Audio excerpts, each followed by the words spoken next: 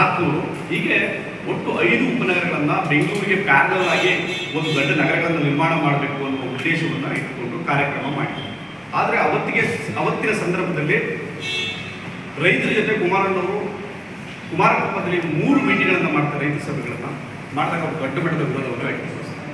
ಒಂದು ಹೆಣ್ಮಗಳು ಹೇಳ್ತಾರೆ, ಅಣ್ಣ ನಿಮಗೆ ಓಟ್ ಕೊಟ್ಟು ಕೆಲಸದಕ್ಕೆ ನೀವು ಇದೇನ ನಮ್ಗೆ ಪರಿಹಾರ ಕೊಡ್ತಾ ಇರೋದು ಒಂದು ಮಾತನ್ನು ಕುಮಾರಣ್ಣವ್ರು ಹೇಳ್ತಾರೆ, ಆಯ್ತಮ್ಮ ನಿಮ್ಮ ಎಲ್ಲ ಅಹವಾಲುಗಳನ್ನು ನಾನು ಸ್ವೀಕರಿಸಿದ್ದೇನೆ, ನಾನು ನಿಮಗೆ ವಿರುದ್ಧವಾಗಿ ಯಾವುದೇ ತೀರ್ಮಾನವನ್ನು ತೆಗೆದುಕೊಳ್ಳುವುದಿಲ್ಲ ಅನ್ನೋ ತೀರ್ಮಾನವನ್ನು ಹೇಳಿ ತದನಂತರ ಒಂದು ಸೆಷನ್ ನಡೀತದೆ. ಸೆಷನ್ನಲ್ಲಿ ಇದೇ ಸಿದ್ದರಾಮಯ್ಯನವರು ಪ್ರಶ್ನೆ ಕೇಳ್ತಾರೆ, ನೀವು ಮಾಡ್ತಾ ಇದ್ರೆ ನಾವು ಯಾವುದೇ ಕಾರಣಕ್ಕೂ ಒಂದೇ ಒಂದು ಇಂಚು ಜಮೀನನ್ನು ಈ ಪ್ರಾಜೆಕ್ಟನ್ನು ರೈತರಿಗೆ ವಿರುದ್ಧವಾಗಿ ತೀರ್ಮಾನವನ್ನು ತೆಗೆದುಕೊಳ್ಳುವುದಿಲ್ಲ ಮತ್ತು ಈ ಪ್ರಾಜೆಕ್ಟ್ನ ರೈತರನ್ನ ಎದುರಾಕೊಂಡು, ರೈತ ಸಂಘಟನೆಗಳ ಎದುರಾಕೊಂಡು, ರೈತರನ್ನ ಎದುರಾಕೊಂಡು ನಾನು ಈ ಪ್ರಾಜೆಕ್ಟ್ನ ಯಾವುದೇ ಕಾರಣಕ್ಕೆ ಮಾಡಲ್ಲ, ಒಪ್ಪಿದ್ರೆ ಮಾತ್ರ ಮಾಡ್ತೀನಿ ಅನ್ನುವ ಮಾತನ್ನ ವಿಧಾನಸೌಧದಲ್ಲಿ on record floor of the house ಕುಮಾರಣ್ಣವರು ಹೇಳಿದ್ದಾರೆ.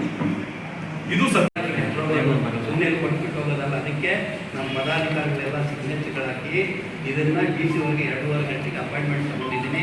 ತಾವು ಮಾಧ್ಯಮದವರು ದಯವಿಟ್ಟು ಡಿ ಸಿ ಆಫೀಸ್ಗೆ 2:30 ಗಂಟೆಗೆ ಬರಬೇಕು. ಡಿ ಸಿ ಅವರಿಗೆ ತಮ್ಮ ಮುಖಾಂತರನೇ ನಾವು ಈ ಮನವಿ ಪತ್ರ ನಾವು ಕೊಡ್ತಾ ಇದ್ದೀವಿ. ಇದರಲ್ಲಿ ಬರೆದಿರೋದು ಒಂದೊಂದು ಪಾಯಿಂಟ್ ಸತ್ಯ.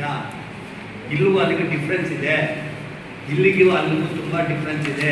ಬೆಂಗಳೂರು ಪಕ್ಕದಲ್ಲಿರ್ತಕ್ಕಂಥದ್ದು ನೀರು ತುಂಬ ತೊಂದರೆ ಇರ್ತಕ್ಕಂಥ ಜಾಗ, ಫಲವತ್ತಾದ ಭೂಮಿಗಳು, ಪರಿಸರ ನಾಶ ಆಗ್ತದೆ, ಮರ ಗಿಡ ಹೋಗ್ತವೆ, 10 ಲಕ್ಷ ಮರ ಹೋಗ್ತವೆ ಅಂತ ಇದರಲ್ಲಿ ಮೆನ್ಷನ್ ಮಾಡಿದ್ದಾರೆ. 36,490 ಕೋಟಿ ಈ ಪ್ರಾಜೆಕ್ಟ್ ಯಾವಾಗ ಸರ್